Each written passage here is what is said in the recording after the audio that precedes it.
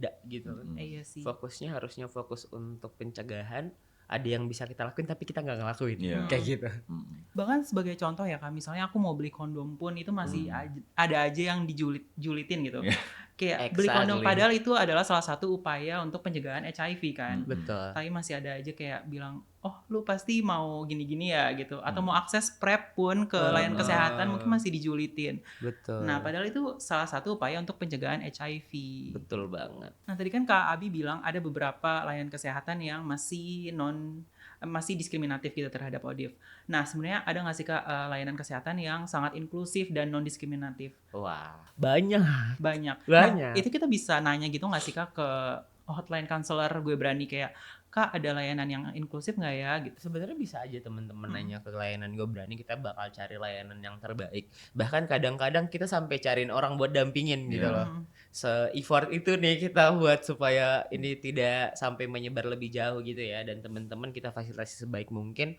Dan teman-teman yang pendamping juga kadang-kadang kan ada juga nih petugas penjangkau ya, yang dimana mereka tuh emang nyari orang-orang buat tes dan mereka dampingin sampai selesai gitu ya. Dan kalau misalnya nanti itu mereka negatif, nanti bakal diarahkan untuk PrEP kalau mereka mau. Kalau misalnya mereka nanti ternyata positif, akan dikasih ARV gitu ya. Itu sebenarnya ada banget, dan apalagi di Jakarta gitu ya, itu banyak banget nih teman-teman gitu. Dan kayak petugas-petugasnya juga tahu aku ya, selama ini aku komunikasi sama mereka itu gercep-gercep pisan gitu kan. Guys, di sini ada klien, ada yang mau tes, dia daerah sini gini, kira-kira ada yang bisa dampingin nggak ya gitu. Oke, bisa, kasih aja kontak aku Kak, yang gitu. Langsung kayak gitu sebenarnya. Langsung ya. Langsung. Dan maksudnya walaupun dari layanannya sendiri mungkin gak ramah ataupun mungkin tidak ini gitu ya, tapi tidak kooperatif, kita punya teman-teman penjangkau atau teman-teman dari petugas-petugas LSM di lapangan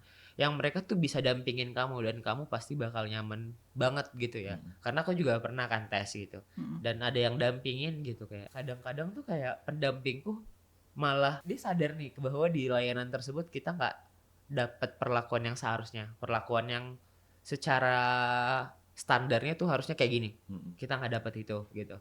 Dia yang jelasin bahwa iya memang pelayanannya di sini bla bla bla, tapi jangan khawatir, nanti aku ikut kamu. Jadi dia nemenin aku sampai prosesnya selesai, dan dia ngelihat bagaimana aku dikonseling, aku dapat bla bla bla gitu.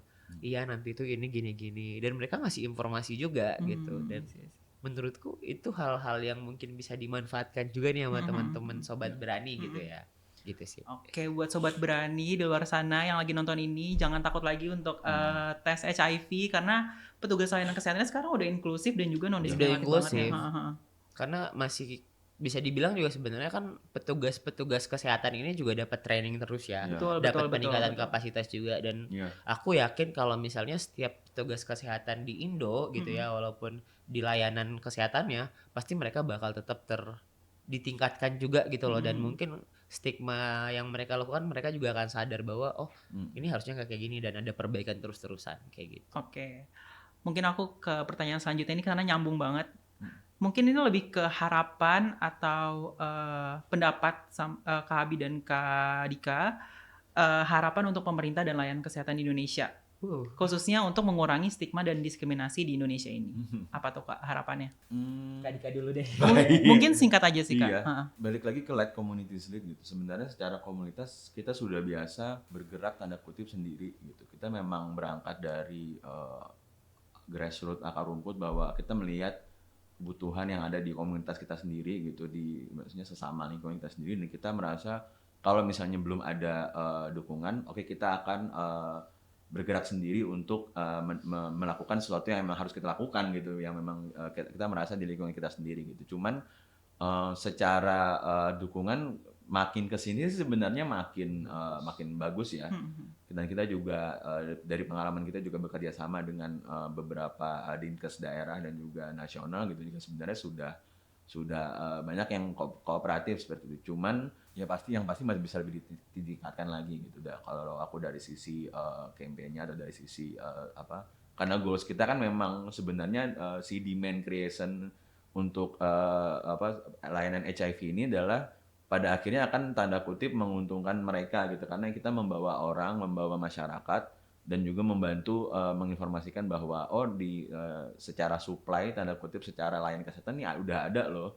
Kita tinggal membawa orang-orang tersebut ke layanan, dan kita melihat sejauh mana community ini yang sudah memberikan tanda kutip awareness itu apakah itu translate ke kalau misalnya di dunia corporate misalnya translate-nya ke sales seperti itu, ke action. Tapi kalau di kita mungkin lebih bisa dilihat apakah translate-nya mereka datang nggak nih mendapatkan layanan nggak nih, mendapatkan testing, mendapatkan pengobatan segala macam. Nah itu yang karena kita juga sebenarnya sama-sama saling menguntungkan gitu ya kalau menurut aku. Jadi why not kita memang lebih kooperatif dan lebih lebih mendapatkan dukungan, bukan tidak hanya maksudnya finansial atau semacam, tapi secara prosedural, secara birokrasi segala macam tuh memang akan sangat membantu untuk kedepannya dan untuk target ending HIV/AIDS di 2030 ini gitu ya. Kalau Kak Abi gimana Kak? Apa harapannya Kak?